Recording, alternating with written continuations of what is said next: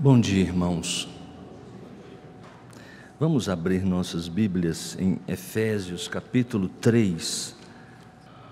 Por esta causa, me ponho de joelhos diante do Pai, de quem toma o nome toda família, tanto no céu como sobre a terra, para que, segundo a riqueza da sua glória, vos conceda que sejais fortalecidos com poder, mediante o seu Espírito no homem interior, e assim habite Cristo no vosso coração pela fé, estando vós arraigados e alicerçados em amor, a fim de poderdes compreender com todos os santos qual é a largura e o comprimento e a altura e a profundidade, e conhecer o amor de Cristo, que excede todo o entendimento, para que sejais tomados de toda a plenitude de Deus.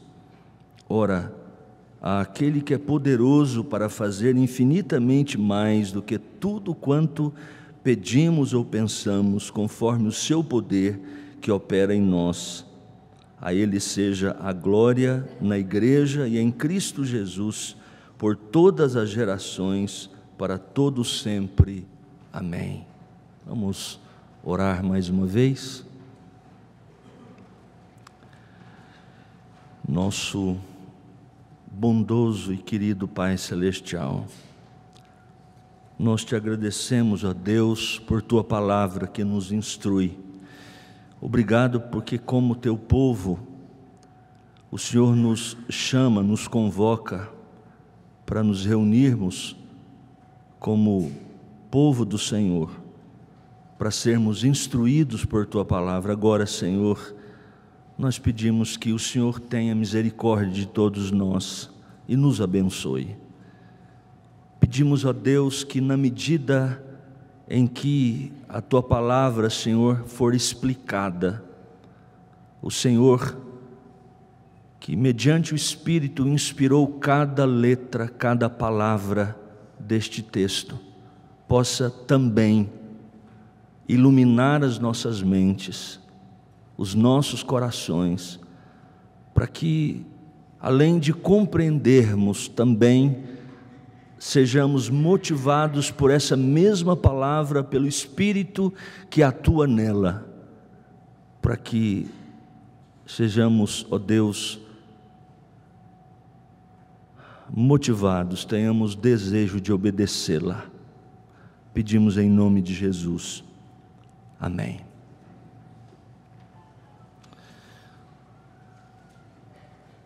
O pastor John Stott comenta que uma das melhores maneiras de descobrir as principais preocupações e ambições do crente é observar o conteúdo de suas orações e a intensidade que ele as faz.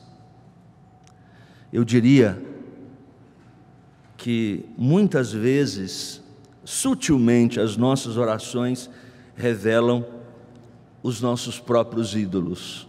Se nós entendermos ídolos conforme a Escritura amplamente nos indica, como sendo aquelas coisas que nós mais gostamos, aquelas coisas pelas quais nós suspiramos muitas vezes, aquelas coisas em que nós dizemos assim: se eu simplesmente tivesse isso ou aquilo, então eu seria feliz, eu seria realizado. Talvez isso esteja certo. Aquelas coisas que nós oramos, ou aquelas coisas que estejam na boca, nos lábios dos muitos cristãos que talvez inclusive estejam reunidos nesse momento em muitos lugares nessa cidade e nesse país, seja exatamente o objeto de adoração de cada uma dessas pessoas. Por isso que a oração é algo tão importante nas Escrituras Sagradas. E por isso que já nessa própria carta, que eu li um pedaço para os irmãos aqui nessa manhã, é a segunda vez que o apóstolo Paulo ora por essa igreja, pedindo que Deus aplique a palavra que ele vem falando para esses irmãos na cidade de Éfeso. Então, esse texto que eu li para os irmãos, como os irmãos perceberam, é uma oração do apóstolo Paulo, e é a segunda oração nesta carta. Vamos olhar algumas coisas aqui, especialmente até o momento em que ele começa a fazer essa oração, ou depois de falar algumas coisas muito importantes, certamente ele ora mais uma vez por essa igreja. E essa oração do apóstolo Paulo, na verdade, é uma espécie de transição para a parte seguinte dessa carta, que começa no capítulo 4 e é entendida como sendo a parte quando o apóstolo Paulo, à luz do que vem falando no capítulo 1, capítulo 2, capítulo 3, vai aplicar a vida dos crentes, ou seja, é a parte ética da carta, ou seja, à luz do que ele falou, a teologia, doutrinariamente, agora ele traz implicações para a vida do dia a dia. Então, é nesse ponto em que esta oração foi colocada, é nesse momento que o apóstolo Paulo ora e chama a igreja também para orar. Aqui nós já vemos uma coisa muito importante, duas coisas que precisam estar muito equilibradas na vida do cristão. Não somente nós devemos conhecer a palavra de Deus e conhecer bem as doutrinas que a palavra de Deus nos coloca, nos ensina, mas também nós precisamos de regar tudo isso com uma vida de oração. Nós precisamos pedir para que Deus aplique a sua palavra aos nossos corações e isso se transforme em atitudes no dia a dia. Veja, Paulo começou essa carta com um grandioso hino de louvor por todas as bênçãos espirituais em Cristo Jesus. Está lá no primeiro capítulo, capítulo 1, verso 3 ao verso 14. Em seguida, então, ele faz uma oração nessa intenção, para que à luz daquilo que foi dito, que foi falado, eles então apliquem em seus corações, Deus, mediante o seu Espírito, aplique a sua palavra aos corações deles. Capítulo 2, Paulo expõe a respeito da posição do crente em Cristo Jesus, a incorporação agora dos judeus e gentios numa só igreja, e o papel, na verdade, dos apóstolos, e especialmente de Paulo, nesta a revelação do plano eterno de Deus. E aí é nesse ponto que chegamos então aqui nesta oração no verso 14 do capítulo 3. Ele inicia assim: por esta causa. Com essas palavras o apóstolo retoma, na verdade, o assunto que ele iria começar bem no comecinho do capítulo 3. Se você tem sua Bíblia aberta aí, ele começa o capítulo 3, verso 1, dizendo, por esta causa. Mas parece que vem à mente do apóstolo Paulo alguma coisa que precisava ser dita, é exatamente o lugar do ministério dos apóstolos, e ele, como um apóstolo de Cristo Jesus, então precisava instruir. Depois de instruir, ele então retoma esse assunto no verso 14, por esta causa. É a mesma expressão aqui também na língua original. Que causa é essa? Essa oração, na verdade, é o ápice de toda a primeira parte dessa epístola. Essa oração tem sido elogiada em uma das mais inspiradoras orações da Bíblia. Vamos entrar nela agora. Primeiro, qual a motivação o apóstolo Paulo tem para orar? E qual a motivação ele usa aqui para dizer para a igreja, para mostrar para a igreja através dos seus conceitos, mas também por causa da sua própria vida, que era uma vida de oração, para que a igreja ore. Ele diz, por esta causa. O que o leva, na verdade, a orar? Há dois assuntos que eu acho que ele tem em mente aqui. Parece muito óbvio à luz de tudo que ele vem falando. Primeiro, ele está se referindo à obra reconciliadora de Cristo e à compreensão do plano de Deus que lhe foi revelado outrora, oculto em Deus. Essas são as duas verdades que estão presentes na mente do apóstolo Paulo e que ele diz, olha, isso quando oramos, quando estamos orando, nós precisamos ter nos nossos corações. Ninguém será, em outras palavras ele está dizendo, motivado a orar. Orar, como de fato as Escrituras no Antigo e no Novo Testamento nos revelam. Se nós não tivermos com conteúdo, não estiver nas nossas mentes essa motivação, que Cristo morreu pelos nossos pecados, que Deus em Cristo está reconciliando o mundo consigo mesmo, e à medida que esta mensagem da reconciliação é pregada e pessoas recebem essa mensagem, elas são salvas, colocadas na presença de Deus, em paz com Deus. Isso é reconciliação. Compreender este plano maravilhoso de Deus e como nós estamos inseridos neste plano, que cada um de nós agora somos objetos do amor de Deus, somos abraçados pelo próprio Deus, protegidos pelo próprio Deus. Essas são as verdadeiras motivações para que o povo de Deus ore.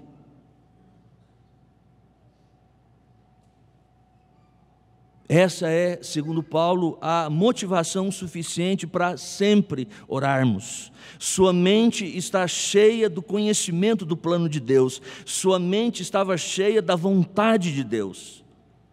Nós não temos, irmãos, autorização para orarmos pedindo aquilo que não é a vontade de Deus, porque toda certeza Deus não atenderá às nossas orações. Isso é unânime entre os escritores do Novo Testamento. 1 João 5,14, ele diz, essa é a confiança que temos, essa é a ousadia que temos para com Ele, que se pedirmos alguma coisa segundo a sua vontade, Ele nos ouve. Por isso, meus irmãos, é tão importante nós conhecermos as Escrituras, por isso é tão importante o que o apóstolo Paulo faz, depois de revelar verdades profundas, as quais nós devemos conhecer, e que ele fez questão de que essa igreja na cidade dos Efésios, e possivelmente uma carta que também foi lida por outras igrejas naquela região, eles pudessem compreender o conteúdo disso. Porque nós só vamos orar verdadeiramente segundo a vontade de Deus se nós conhecermos, portanto, a vontade de Deus. Há tantas orações absurdas, tantos pedidos sem sentido, tantas coisas para o nosso próprio prazer, para esbanjarmos os nossos próprios prazeres, como diz o apóstolo Tiago na sua carta no capítulo 4. Exatamente porque uma visão correta do que Deus quer, que está revelado nas Escrituras Sagradas, sobre essas coisas nós devemos orar, por essas coisas nós devemos orar.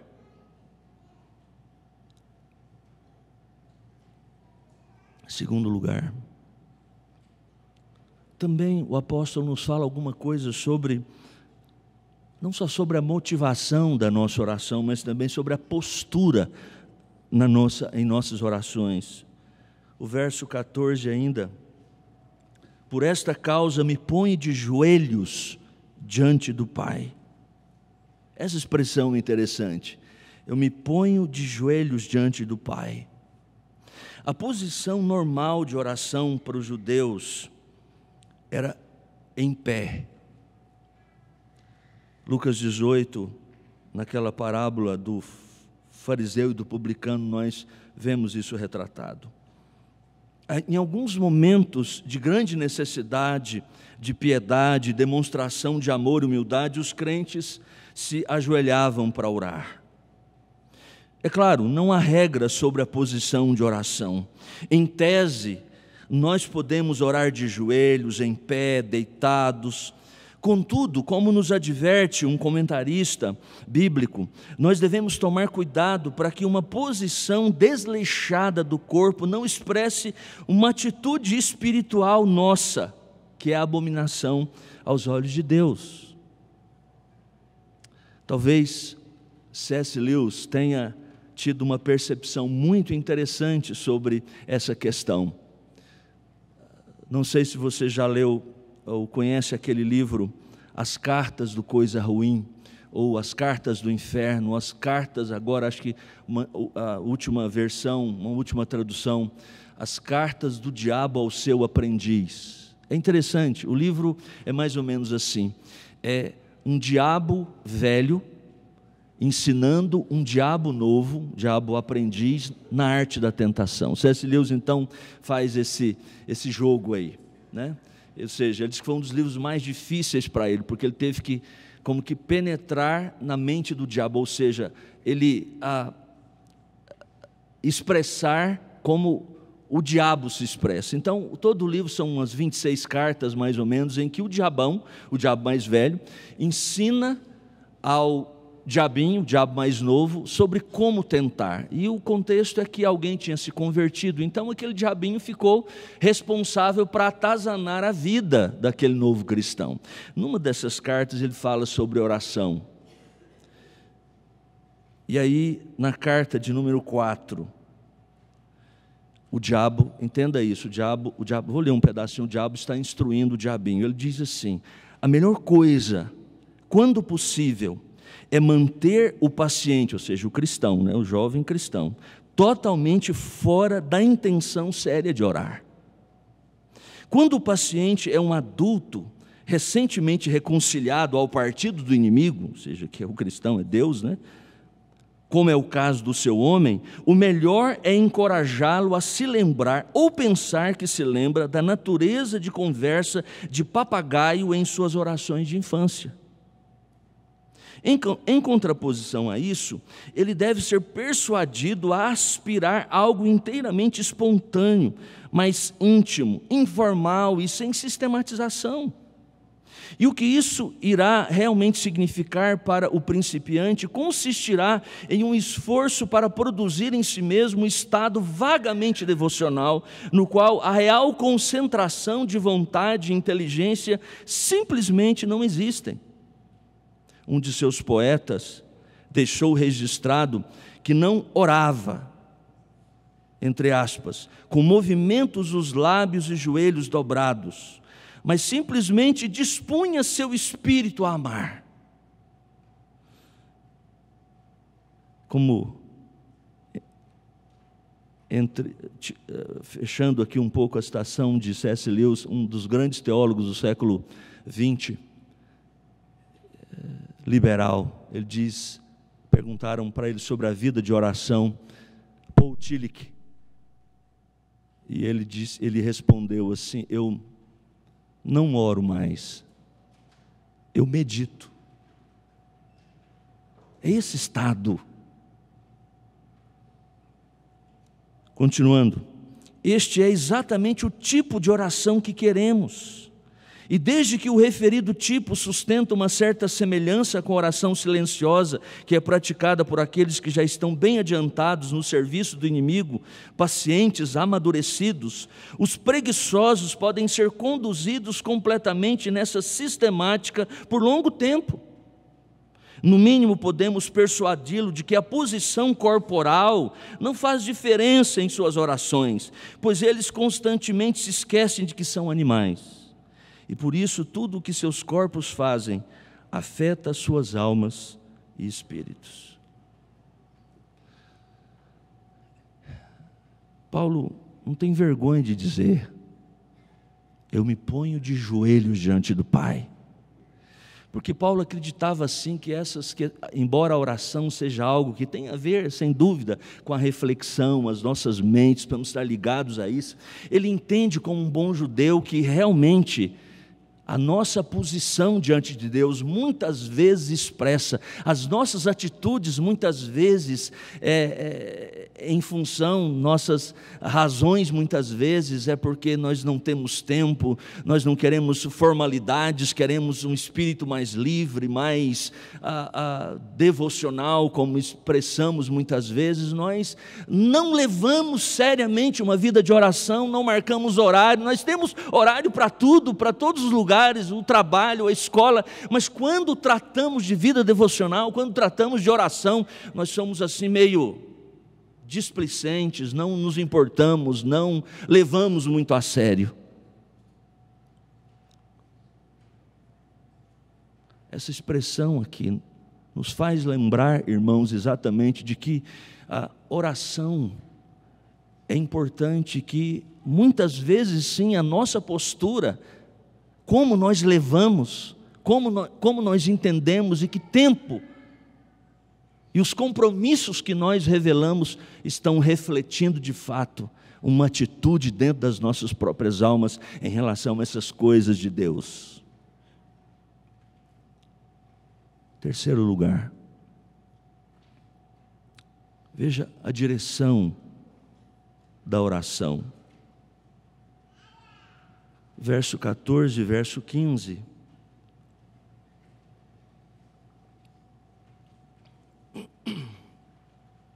Diante do Pai, de quem toma o nome toda a família, tanto no céu como sobre a terra.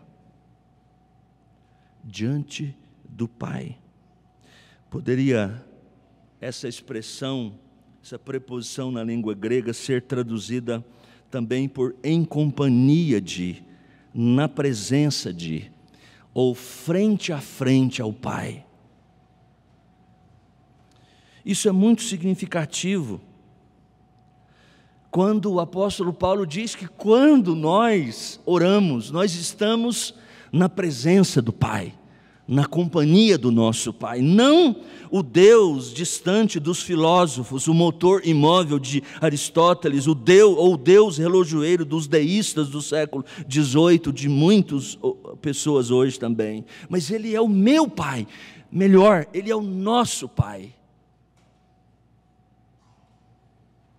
porque usando no plural esse pronome, ele exatamente está querendo chamar a atenção de que nós somos o povo de Deus, e Ele é o nosso Pai, não é simplesmente o meu Pai, o que é também uma verdade, mas aqui a ideia de que nós somos um corpo, nós somos uma família, ele tem isso em vista aqui. Então, em primeiro, Paulo enfatiza que Deus tem uma família. Isso é fundamental, nós somos a família de Deus. Segundo, que esta família, ela é internacional, ou seja, está em todos os países, ela é transcultural, porque ela vence as barreiras culturais e étnicas, e é atemporal, ela transcende ao próprio tempo, porque ele diz nos céus e sobre a terra. Nossa teologia diz que a igreja é uma igreja militante, e uma igreja triunfante. Ou seja, a igreja militante é esta que está aqui, composta de todos os crentes em todos os lugares que estão vivos agora e que oram, que evangelizam, que estão nas igrejas e que batalham pela fé evangélica. A igreja triunfante daqueles irmãos que já estão com Deus. Mas ele diz que nós somos uma família só. E diz que todos estes recebem o nome do Pai. Somos da família, Paulo diz. E ninguém toca na família de Deus. Você e eu podemos ser desconhecidos do mundo, não ter status algum, não ter muito dinheiro, não ter bens, estar passando neste momento em que nós estamos vivendo nesse país, duramente, vivendo esta crise, no meio de uma geração, no meio de pessoas corrompidas em todas as esferas da sociedade. Nós estamos vendo isso muito claramente, mas nós somos, diz o texto, da família de Deus, somos protegidos pelo próprio Pai, que é o nosso Deus. Hebreus capítulo 11, verso 16, que Deus coloca em nós o seu nome, e não tem vergonha disso. Ele diz lá: eu sou o Deus de Abraão, de Isaque e de Jacó. O meu nome está neles. Veja agora, e é o que Paulo trata de uma maneira mais extensa, sobre o conteúdo da oração. Verso 16 e verso 17, parte do verso 17. É como se o apóstolo Paulo aqui estivesse num coro que começa tocando, cantando, e até que chega aquele momento do ápice, da apoteose. Aqui as vozes estão todas bem altas.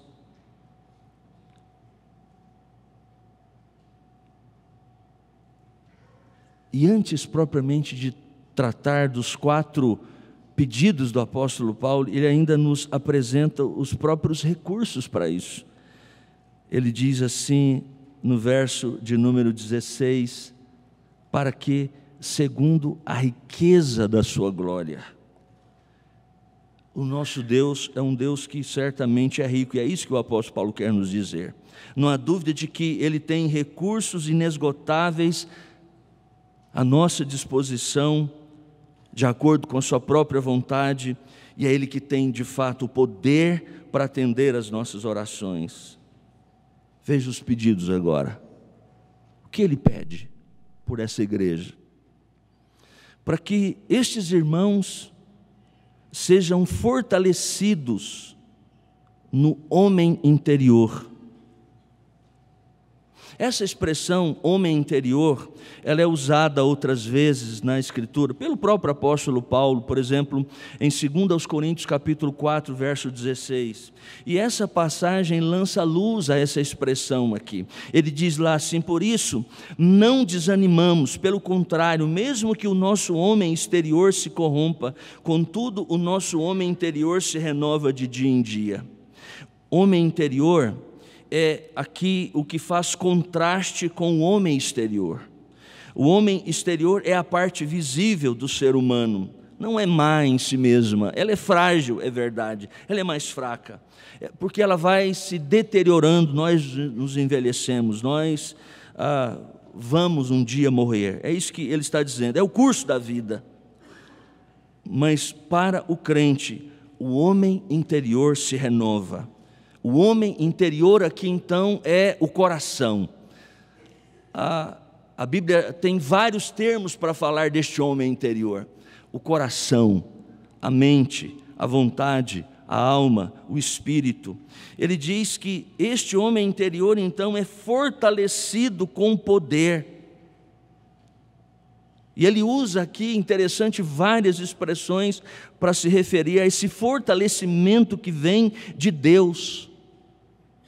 Pela forma em que está este verbo, quando usado, está dizendo exatamente que aquilo que sustenta a nossa vida, na verdade é o poder de Deus. Muitas vezes nós gostamos de nos achar os tais, e de achar que, na verdade, nós que nos mantemos neste mundo, nós que temos o nosso potencial, nós conseguimos o que conseguimos. Se nós passamos num vestibular, estamos dentro de uma faculdade, ou temos uma carreira muito importante, ou se conseguimos algumas coisas, é porque nós somos bons e nós conseguimos pelo nosso esforço. Mas, na verdade, as Escrituras nos ensinam a perceber, a olhar para isso de maneira diferente. Não só as coisas relativas à nossa espiritualidade, à nossa relação com Deus, isso também é verdade. É o poder de Deus, é a graça de Deus, é a força de Deus que de fato nos coloca diante disso. Por isso, na outra carta, 1 Coríntios capítulo 5, o apóstolo Paulo questiona os coríntios pelo orgulho deles. o que vocês têm que não tenham recebido? E se o recebeste, por que te vanglorias-se como não tivesse recebido? Ele diz que é através do Espírito no homem interior. É o Espírito Santo que opera este fortalecimento em nossas vidas. Segundo o pedido de Paulo, que Cristo habite no coração. Nós podemos entender melhor essa palavra aqui, habitar, fazendo uma comparação. A palavra usada na língua original, katoikel, é um verbo. A outra palavra para fazermos comparação é paroikel, ou seja, o katoikel, ou catóicos, era o habitante permanente de um determinado lugar. O paróicos, de onde vem a nossa palavra paróquia, né, na língua portuguesa, era o habitante nômade, era um peregrino, ele não tinha uma habitação permanente. A palavra usada pelo apóstolo Paulo aqui, quando fala que Cristo habite no nosso coração, é a primeira, ou seja, que Cristo seja aquele habitante permanente em nossos corações. O que isso significa? Talvez sua pergunta seja: pastor, mas isso não acontece quando nós nos convertemos? Não foi o dia da minha decisão por Cristo que isso aconteceu? É interessante que a Bíblia nunca usa essa ideia de que Cristo habite no nosso coração, a habitação de Cristo em nós. Ele nunca utiliza essa expressão para uma figura de alguém que é incrédulo e que agora recebe o Evangelho e se converte. Sempre que ele usa essa expressão, poucas vezes, na verdade mais uma vez, ele está falando do cristão já. A outra vez em que mais ou menos essa ideia é usada em Apocalipse capítulo 3, verso 20. Eis que estou à porta e bato. Se alguém ouvir a minha voz e abrir a porta, entrarei em sua casa e cearei com ele e ele comigo. Normalmente esse verso é usado para evangelização, para as pessoas, quando a gente quer tirar uma decisão de alguém, já as pessoas usaram muito isso. Mas lembre-se que o contexto dessa frase, desse versículo, é exatamente a igreja de Laodiceia. A mensagem é para uma igreja.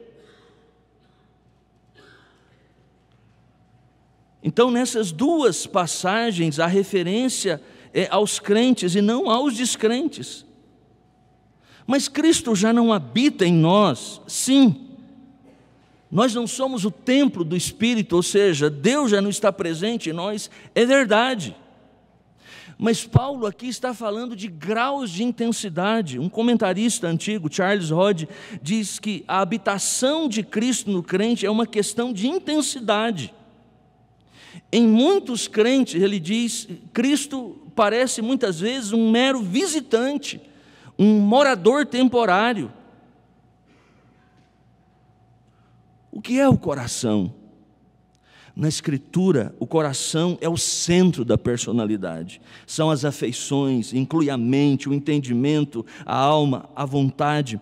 Paulo aqui ora para que Cristo habite igualmente em suas afeições, que Cristo habite em sua vontade, ou seja, que os nossos desejos, as nossas vontades sejam de fato aquilo que Cristo quer. É isso que ele quer dizer aqui. E esse é o motivo principal da oração de Paulo. Paulo certamente entende que num sentido, Cristo já está presente neles, mas Cristo é o centro da vida deles, Ele toma conta de todas as suas afeições. Usando a figura da casa, Ele está em todas as partes da casa. O seu coração é de fato o lar de Cristo.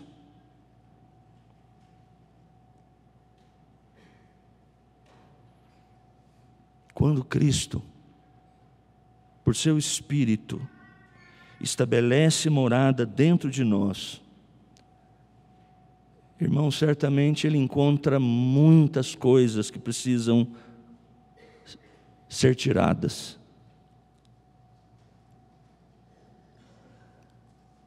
Como uma casa velha,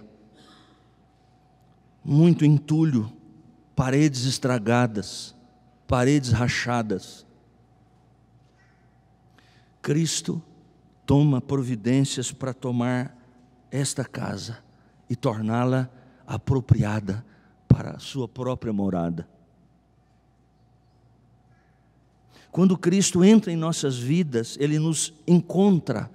A Escritura diz isso, o apóstolo Paulo diz isso exatamente no contexto desse texto, capítulo 2, de 1 a 3, estávamos mortos em nossos delitos e pecados, e estes pecados, os costumes relativos a esses pecados ainda estão em nossas vidas, comportamentos, atitudes, pensamentos. A oração do apóstolo Paulo é para que exatamente Cristo habite a casa inteira, intensamente. É isso que nós chamamos na nossa teologia de a santificação. É na medida em que vai passando o tempo e usando eficientemente os meios que o próprio Deus nos deu, a palavra, a oração, os sacramentos, a casa vai sendo limpada, as coisas velhas vão sendo tiradas. Paulo usa diversas figuras para isso, essa é a figura da casa, mas em outros, mesmo em próprio livro de Efésios, em Colossenses capítulo 3, ele usa a figura das roupas velhas que são tiradas, e as roupas novas que são colocadas. Revesti-vos, pois, como eleitos de Deus, de ternos afetos e misericórdias. Ele começa a descrever uma série de coisas que anteriormente não estavam presentes em nossas vidas, mas que agora, pela ação do Espírito de Deus, nos tornamos mais semelhantes a Cristo Jesus. Ele diz que isto traz este processo, esta maneira de Deus operar em nós, habitando a casa, traz dois resultados que nos remetem a exatamente a ideia de profundidade. Ele diz: arraigados em amor, alicerçados em amor. Quando pensamos numa árvore com raízes profundas, pensamos exatamente nessa ideia de alguma coisa que está profundamente dentro de nós. Quando pensamos também nos alicerces de um edifício, nós não nos damos conta muitas vezes, moramos em grandes edifícios, em apartamentos, a gente não vê, mas há algo que está lá embaixo, um fundamento, uma base muito sólida que suporta todo o edifício. Ele diz que Cristo habitando assim intensamente em nós, cuidando de toda a casa, transformando todos os cômodos da casa, tirando todas as coisas sujas, nós somos arraigados e alicerçados em amor. Seu terceiro pedido é para que nós sejamos capacitados também para apreender o amor de Cristo. Isso é para que possamos compreender, diz ele, as dimensões do amor. Ele ora pela igreja nesse sentido. Não simplesmente sugerindo que os efésios e nós também não conhecemos algo do amor de Cristo, mas ele ora para que nós tenhamos um amplo conhecimento e uma experiência profunda com o amor de Cristo, porque somente quando isso acontecer, como ele em outra carta, em 2 Coríntios capítulo de número 5, nós seremos motivados por este amor. O amor de Cristo nos constrange. É tão mais interessante, é tão mais maravilhoso quando fazemos alguma coisa por amor, quando entramos na igreja porque amamos ao nosso Deus, porque amamos a Cristo. Quando fazemos qualquer coisa nesse mundo porque o amor de Deus nos motiva. A oração do apóstolo Paulo é para que os cristãos efésios, e certamente nós que temos a oportunidade de ouvir mais uma vez essa mensagem, compreendamos que o amor de Cristo precisa estar dentro de nós, nos motivando a fazer todas as coisas. Não é uma oração para que eles amem mais a Cristo, é uma oração para que eles compreendam melhor o amor que Cristo tem por eles. Isso os motivará. E ele diz que isso alcança a todos os santos. Veja as dimensões aqui, as famosas dimensões do amor, a largura que abrange a totalidade da humanidade, inclui membros de toda língua, povo e nação, o comprimento que dura toda a eternidade, começou na eternidade, entrou pelo tempo e vai para outra eternidade, a altura, desde o céu até o inferno, a profundidade, ele chega até o convencimento do pior dos piores, o pior de todos os pecadores.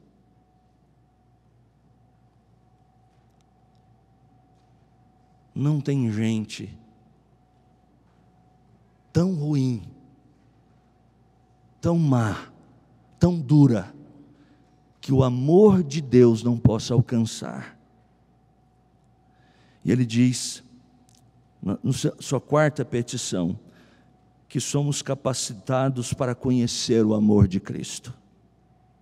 Diz ele que para sermos preenchidos de toda a plenitude de Deus, e isso aqui o apóstolo Paulo tem em mente a maturidade cristã, é isso que Deus quer, para que a nossa comunhão com os meios de graça, na medida em que vamos utilizando os próprios meios que Deus nos deu, quais são a palavra de Deus, a oração, nós cheguemos, irmãos, a conhecer o amor de Cristo, a sermos preenchidos de toda a plenitude de Deus, ou, em outras palavras mais simples, a termos maturidade, não sermos mais, como ele vai tratar no capítulo 4, como crianças, levadas por qualquer vento de doutrina.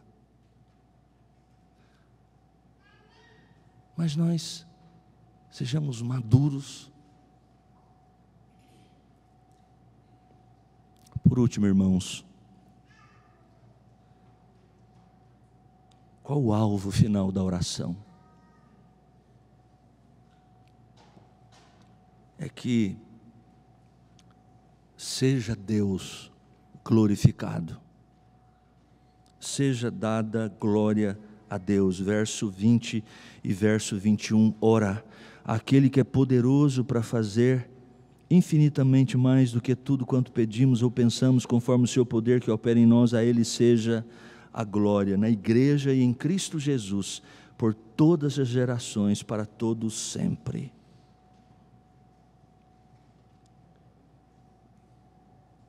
A glória seja dada na igreja ou através da igreja, por meio de Cristo Jesus, o tempo por séculos e séculos, por todas as gerações. A razão disso, ele nos diz, é porque ele é poderoso para fazer o que pedimos e até o que não pedimos, o que simplesmente imaginamos e até o que não conseguimos sequer perceber devido à nossa finitude, à nossa fragilidade, o que não conseguimos perceber quais são as nossas verdadeiras necessidades, conforme o seu poder que opera em nós. Eu quero terminar trazendo, à luz desse texto, e reafirmando, na verdade, à luz desse texto, algumas coisas para a nossa aplicação, para pensarmos nisso hoje.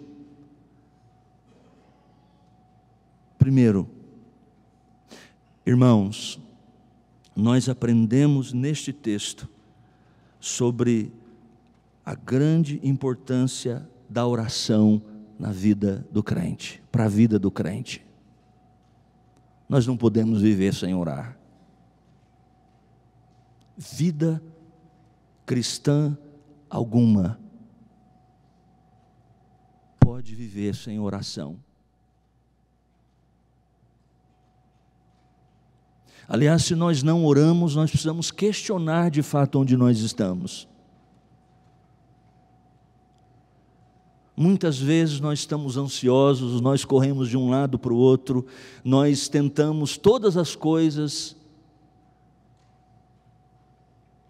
porque nós não temos vida de oração. Recorremos a tudo. Paulo nos ensina isso em outra carta, Filipenses capítulo 4, versos 5 e 6. Ele diz que nossas ansiedades, as nossas necessidades devem ser conhecidas diante de Deus, pela oração, pela súplica, com ações de graça. E ele diz que o resultado disso tudo, irmãos, é que a paz de Deus, que excede toda a compreensão, guardará os nossos corações e as nossas mentes. A oração nos livra da ansiedade, das preocupações, das preocupações dessa vida.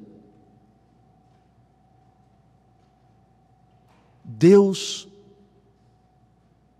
criou este meio de falarmos com Ele, de despejarmos diante dEle todas as nossas necessidades, para o nosso próprio bem. Nós aprendemos, irmãos, sobre a importância de que o estudo das verdades bíblicas deve ser acompanhado de oração. É isso que o apóstolo Paulo faz nessa carta.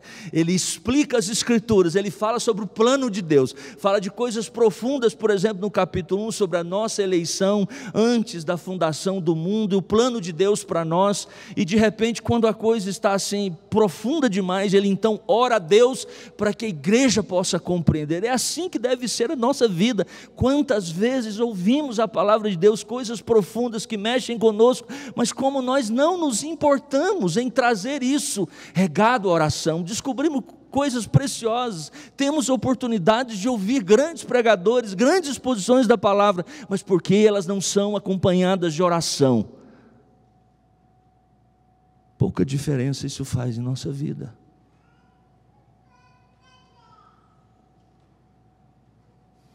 Aprendemos, irmãos, aqui que nós devemos evitar os extremos também, o formalismo e a irreflexão. Nós estamos muitas vezes entre dois extremos, nós somos formais demais, ou muitas vezes somos triviais demais.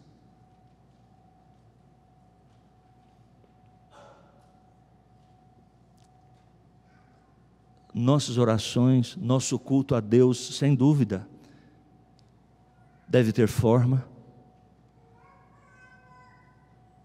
Nossa vida, nós precisamos ter horário para as coisas, para todas, inclusive para a leitura, para a oração.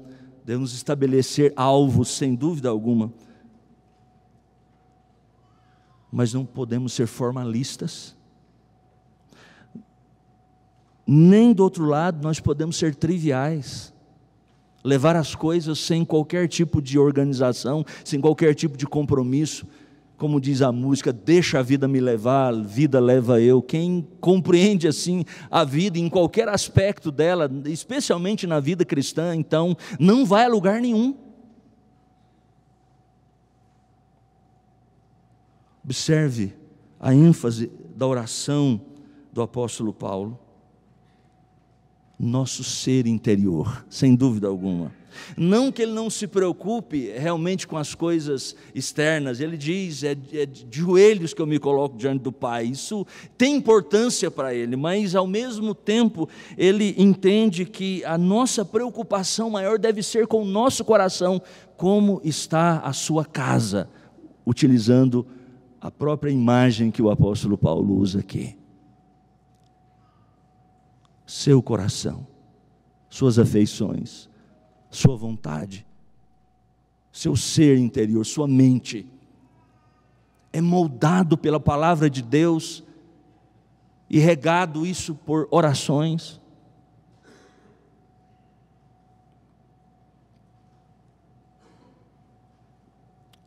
Vivemos um tempo em que cultuamos o corpo,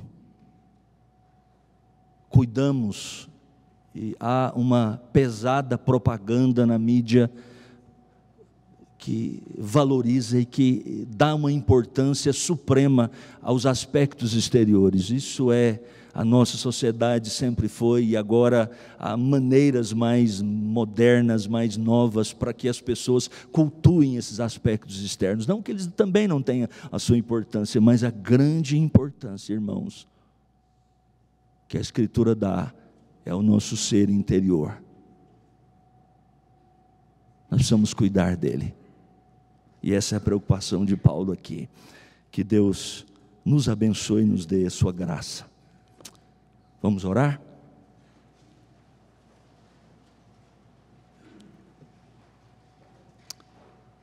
Agradecemos-te, ó Deus, por sua palavra, que mais uma vez